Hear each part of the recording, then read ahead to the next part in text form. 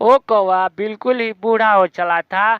अब उससे कोई भी कवि शादी करने के लिए नहीं चाहती थी। जो भी कवि आती थी उसे पसंद नहीं करती थी और चली जाती थी।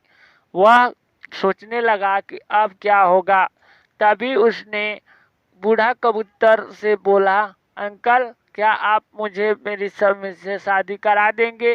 तभी उसने कहा कि देखो कालू, तुम्हारा शादी तो हो जाएगा, लेकिन उसके लिए एक उपाय बताता हूँ। कबूतर उसके कान में एक उपाय बताता है। ठीक उसने वैसा ही किया। उसके बाद कबूतर दूसरी तरफ जा करके और उसकी जगह कवि खोजने लगा। तभी एक कवि को जाकर कहा, देखो कालू कौवा बिल्कुल ही बीमार है और बूढ़ा है, 1-2 दिन में मर जाएगा। उसके पास बहुत सारा धन दौलत है, क्या तुम उससे शादी करोगी। तभी कवि कहती है कि नहीं। लेकिन उसकी माँ यह बात सुन करके कहती है कि हाँ हाँ जरूर करूँगा। तब उसने उन कबूतर से कहती है कि जाइए, हमारी लड़की उस कालू कौवे से शादी कर लेगी। यह सुन करके कबूतर बहुत ही खुश हुआ और वहाँ से चल गया। वहाँ जा करके कौवा को पूरी तरह से झूठा नाटक करने के लिए तैयार कर देता है। वह कह देता है कि तुम शादी के बाद समय तुम नौटंकी करना, बूढ़ा होने को और बीमार होकर के मर जाने को नौटंकी करना। कालू का ठीक उससे ही किया। कुछ ही दिन बाद उसकी दोनों की शादी हो जाती है और खुशी खुशी वो अपने घर चले जाते हैं। तभी कालू कौवा कहता है कि चलो अब मार्केट चलते हैं। वो दोनों जाते हैं तो कालू कौवा बहुत सारा रसमलाई खा जाता है और भर भर के खाता है। यह देख करके कालू कौवी कहती है कि अरे ये तो मरने वाला था, लेकिन ये इतना इतना खाना खा रहा है, ये मरेगा नहीं।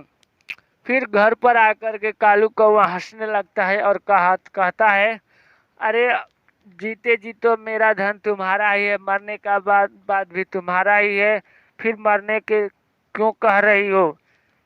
तो कालू कभी कहती है कि क्या तुम मरने वाले नहीं हो। तो उसने कहा कि नहीं नहीं, अब मैं पहले मरने वाला था लेकिन अब नहीं मरूंगा।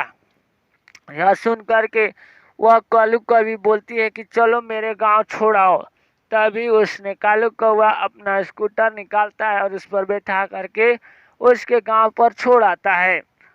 तभी उसकी माँ से अपनी पूरी बात बताती है। माँ कहती है, अरे तुम्हारे भैया भाभी भी आने वाले हैं, तुम भी आ गई हो। तभी ये बात ही कर रहे थे, तभी उसके भैया भाभी आ चुके थे और कहते अरे तुम तो ये कैसे, तुम यहाँ क्या कर रही हो।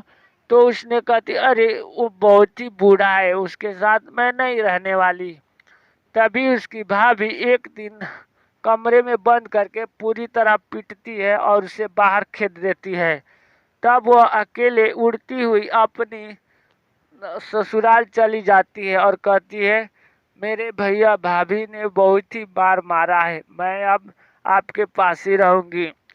तब कालू कौवा खुश हो जाता है और कहता है कि मैं भी तो एक बात झूठ बोला था, मैं बूढ़ा जरूर हूँ लेकिन मरने वाला नहीं हूँ। यह सुन करके कालू कौवी बहुत ही खुश हो जाती है और कहती है कि बहुत अच्छे, अब दोनों साथ रहने लगते हैं और दूर दूर तक घूमने लगते हैं। चैनल को सब्सक्राइब करें, वीडियो को पूरी वॉच करें। Thanks for watching this video, comment करें।